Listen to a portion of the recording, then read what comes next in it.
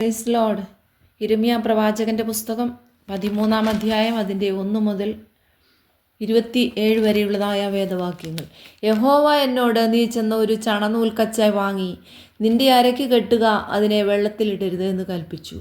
അങ്ങനെ ഞാൻ യഹോവയുടെ കൽപ്പന പ്രകാരം ഒരു കച്ച വാങ്ങി അരയ്ക്ക് കെട്ടി. യഹോവയുടെ അരുളപ്പാട് 2-ാം പ്രാവശ്യം എനിക്കുണ്ടായതെന്തെന്നാൽ, നീ വാങ്ങി അരയ്ക്ക് കെട്ടിയ കച്ച എടുത്ത് പുറപ്പെട്ട് ഫ്രാത്തിനരികത്ത് ചെന്ന് അവിടെ ഒരു പാറയുടെ വിള്ളലിൽ ഒളിച്ചു വയ്ക്കുക. യഹോവ എന്നോട് കൽപ്പിച്ചതുപോലെ ഞാൻ ചെന്ന് അത് ഫ്രാത്തിനരികെ ഒളിച്ചു വെച്ചു. ഏറിയ നാൾ കഴിഞ്ഞ ശേഷം യഹോവ എന്നോട്, നീ പുറപ്പെട്ട് ഫ്രാത്തിനരികെ ചെന്ന് അവിടെ ഒളിച്ചു വയ്ക്കാൻ നിന്നോട് കൽപ്പിച്ച കച്ച എടുത്തുകൊള്ളുക എന്നരുളി ചെയ്തു. അങ്ങനെ ഞാൻ ഫ്രാത്തിനരികെ ചെന്ന് ഒളിച്ചു വെച്ചിരുന്ന സ്ഥലത്ത് നിന്ന് കച്ച മാന്തിയെടുത്തു. എന്നാൽ ആ കച്ച കേടുപിടിച്ചു, ഒന്നിനും കൊള്ളരുതാതെ ആയിരുന്നു. യഹോവയുടെ അരുളപ്പാട് എനിക്കുണ്ടായതെന്തെന്നാൽ, യഹോവ ഇപ്രകാരം അരുളി ചെയ്യുന്നു, ഇങ്ങനെ ഞാൻ യഹൂദായുടെ ഗർവവും യെരൂശലേമിൻ്റെ മഹാഗർവവും കെടുത്തുകളയും. എൻ്റെ വചനം കേൾപ്പാൻ മനസ്സില്ലാതെ ഹൃദയത്തിൻ്റെ ശാഠ്യം പോലെ നടക്കുകയും അന്യദേവന്മാരെ സേവിച്ച് നമസ്കരിക്കേണ്ടതിന് അവരോട് ചേരുകയും ചെയ്യുന്ന ഈ ദുഷ്ടജനം ഒന്നിനും കൊള്ളരുതാത്ത ഈ കച്ച പോലെയായിത്തീരും. കച്ച ഒരു മനുഷ്യൻ്റെ അരയോട് പറ്റിയിരിക്കുന്നത് പോലെ ഞാൻ ഇസ്രായേൽ ഗൃഹത്തെ മുഴുവനും യഹൂദാഗൃഹത്തെ മുഴുവനും എനിക്ക് ജനവും കീർത്തിയും പ്രശംസയും അലങ്കാരവുമാകേണ്ടതിന് എന്നോട് പറ്റിയിരിക്കുമാറാക്കി. അവർക്കോ അനുസരിപ്പാൻ മനസ്സായില്ല എന്ന് യഹോവയുടെ അരുളപ്പാട്. അതുകൊണ്ട് നീ അവരോട് പറയേണ്ടത്, എല്ലാ തുരുത്തിയിലും വീഞ്ഞു നിറയുമെന്ന് ഇസ്രായേലിന്റെ ദൈവമായ യഹോവ അരുളി ചെയ്യുന്നു. എല്ലാ തുരുത്തിയിലും വീഞ്ഞു നിറയുമെന്ന് ഞങ്ങൾ അറിയുന്നില്ലയോ എന്ന് അവർ നിന്നോട് ചോദിക്കും.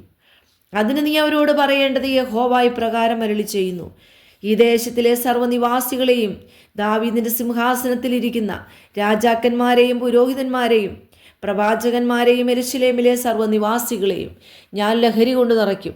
ഞാൻ അവരെ അന്യോന്യവും പിതാക്കന്മാരെയും പുത്രന്മാരെയും തമ്മിലും മുട്ടി നശിക്കുമാറാക്കും എന്ന് യഹോവയുടെ അരുളപ്പാട്.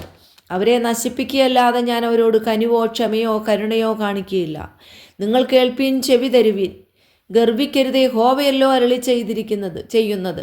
ഇരുട്ടാകുന്നതിനും നിങ്ങൾ കാൽ അന്ധകാര പർവ്വതങ്ങളിൽ ഇടറിപ്പോകുന്നതിനു മുമ്പേ നിങ്ങളുടെ ദൈവമായ യഹോവയ്ക്ക് ബഹുമാനം കൊടുപ്പീൻ. അല്ലെങ്കിൽ നിങ്ങൾ പ്രകാശത്തിന് കാത്തിരിക്കെ അവൻ അന്ധത തമസ്സും കൂരിരുട്ടും വരുത്തും. നിങ്ങൾ കേട്ടനുസരിക്കുകയില്ലെങ്കിൽ ഞാൻ നിങ്ങളുടെ ഗർവനിമിത്തം രഹസ്യത്തിൽ കരയും. യഹോവയുടെ ആട്ടിൻകൂട്ടത്തെ പിടിച്ചു കൊണ്ടുപോയിരിക്കിയാൽ ഞാൻ ഏറ്റവും കരഞ്ഞ് കണ്ണുനീരൊഴുക്കും. നീ രാജാവിനോടും മാതാവിനോടും താഴെ ഇറങ്ങിയിരിപ്പീൻ. നിങ്ങളുടെ ചൂടാമണിയായ ഭംഗിയുള്ള കിരീടം നിലത്ത് വീണിരിക്കുന്നു എന്ന് പറക. തെക്കുള്ള പട്ടണങ്ങൾ അടയ്ക്കപ്പെട്ടിരിക്കുന്നു. തുറപ്പാനാരുമില്ല. യഹൂദയെ മുഴുവനും പിടിച്ചു കൊണ്ടുപോയി. അശേഷം പിടിച്ചു കൊണ്ടുപോയി നീ തലപൊക്കി വടക്കു നിന്ന് വരുന്നവരെ നോക്കുക. നിനക്ക് നൽകിയിരുന്ന കൂട്ടം, നിന്റെ മനോഹരമായ ആട്ടിൻകൂട്ടം എവിടെ? നിനക്ക് സഖികളായിരിക്കാൻ നീ തന്നെ ശീലിപ്പിച്ചവരെ അവൻ നിനക്ക് തലവന്മാരായി നിയമിക്കുന്നു. എങ്കിൽ നീ എന്തു പറയും? നോവ് കിട്ടിയ സ്ത്രീയെപ്പോലെ നിനക്ക് വേദന പിടിക്കുകയില്ലയോ?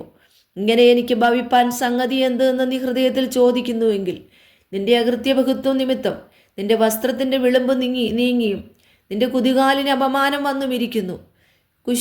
കൂശ്യന് തൻ്റെ തൂക്കും പുള്ളിപ്പുലിക്ക് തൻ്റെ പുള്ളിയും മാറ്റുവാൻ കഴിയുമോ?